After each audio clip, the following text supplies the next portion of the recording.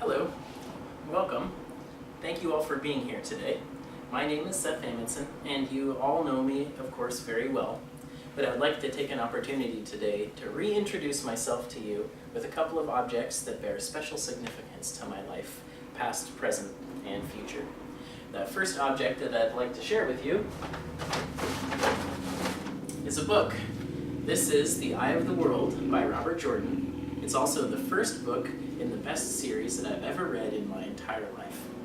Now, I must have learned to read when I was in about first grade, and I did not pick this book up until I was 15. And in between that time, I would not have read a book even if you paid me. I just would not have done it. But at 15, I picked this book up and I fell in love. I even began to think of the characters in this book as though they were my best friends. And that's how I really knew that I had developed this passion for reading, that I'd really become a reader through and through.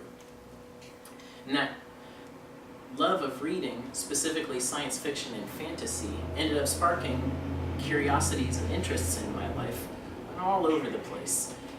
That curiosity ended up fermenting itself into what I would consider a scientific approach to the way I live my life.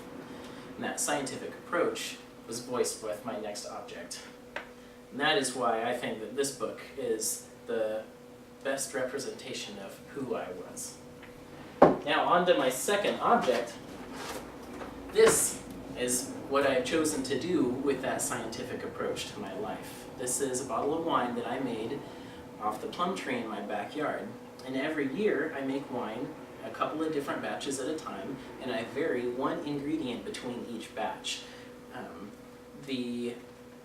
The wine that I made last year was varied by using Bordeaux yeast in one batch and champagne yeast in another. Turns out I like the champagne yeast a lot more. This year I decided to only change the amount of sugar levels in each recipe. Found out that I like my wine with a little less sugar in it. The wonderful thing about making wine is that it's a beautiful process, and that process is cultivated by my scientific approach to life. The unfortunate side effect of being process-oriented is that I regularly forget to enjoy the fruits of my labor. The nice thing, though, about making wine is that after you make 100 bottles, there isn't much else to do but enjoy the fruits of my labor. And so that is why I think that this wine represents who I am today. Lastly, I'd like to share with you all a picture frame.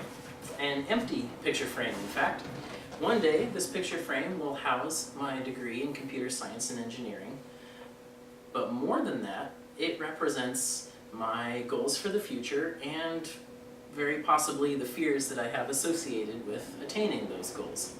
Some of those goals include purchasing a home, getting a second degree, getting a first degree even, and establishing myself in a career in the science industry in one way or another.